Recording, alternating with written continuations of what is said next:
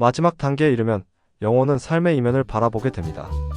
이름도 역할도 선과 악도 의미를 잃고 모든 것이 하나의 흐름 속에 있음을 깨닫습니다. 도반이. 우리는 종종 이런 질문을 품습니다. 왜 어떤 사람은 끝없이 싸우고 어떤 사람은 고요한 침묵 안에서 평화를 느낄까요? 왜 어떤 사람은 성공을 쫓고 어떤 사람은 나눔을 선택할까요? 그리고 우리는 어디쯤 와 있을까요? 이 질문에 정교한 통찰을 전해준 존재가 있습니다. 지금은 지구가 아닌 다른 차원으로 떠난 마이클은 채널링 메시지를 통해 인간의 영혼에 대한 깊이 있는 지도를 전했습니다. 그는 인생을 경험을 통해 배우는 게임이라고 분명히 밝힙니다. 이 게임을 체험하고자 하는 의식은 행성을 선택하고 우리는 그 중에서도 지구라는 강렬한 무대를 선택한 존재들입니다. 개별 인격체는 수백 번의 환생을 거치며 다양한 경험을 통해 배웁니다. 그 여정 전체를 관통하는 영혼의 성장 단계를 마이클은 영혼의 나이라고 불렀습니다. 이제부터 우리는 이 5단계의 길을 따라 영혼이 어떻게 깨어나는지를 함께 살펴보려 합니다.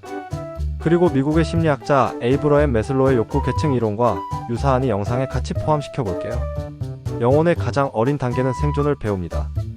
세상은 낯설고 위협적이며 나는 안전한가? 라는 질문이 삶의 중심에 놓입니다. 옳고 그름보다 논리보다 먼저 본능이 반응합니다. 종종 비합리적이거나 공격적으로 보일 수 있지만 이 영혼은 단지 살아남는 법을 배우는 중입니다.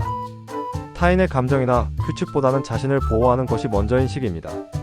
다음 단계로 넘어오면 영혼은 생존을 넘어 질서와 안정을 추구하기 시작합니다.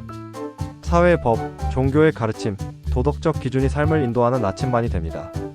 이 시기에 영혼은 규칙을 지키는 것에 집중하며 세상을 선과 악, 옳고 그름으로 나누어 바라봅니다. 이분법적 사고는 때로 타인에 대한 배제와 판단으로 이어지기도 하지만 그 안에는 세상을 안전하게 만들고 싶은 간절함이 담겨 있습니다.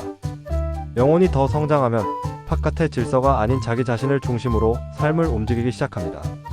젊은 영혼은 독립과 성취를 갈망하며 경쟁에서 이기고 자신의 능력을 증명하려 합니다.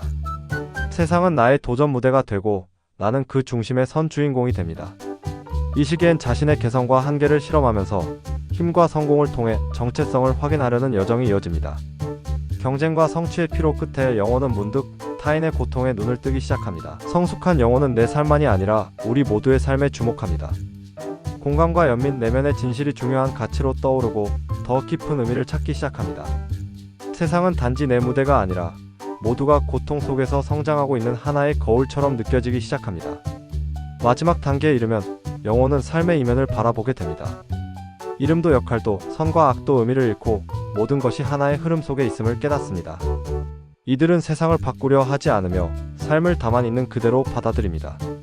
그들은 말보다 침묵에 가깝고 판단보다 관용에 머물며 힘보다 투명함 속에 머무는 존재입니다. 자신이 없어지는 자리에 신성이 드러나기 시작합니다. 이렇게 영혼의 나이에 따라 삶을 바라보는 방식, 느끼는 감정, 추구하는 가치가 얼마나 다를 수 있는지를 살펴봤습니다. 중요한 건 내가 어느 단계에 있느냐보다 지금 내가 어디에 머물고 있는지 솔직하게 인식하는 것이고 그 인식을 통해 다음 걸음을 선택하는 겁니다.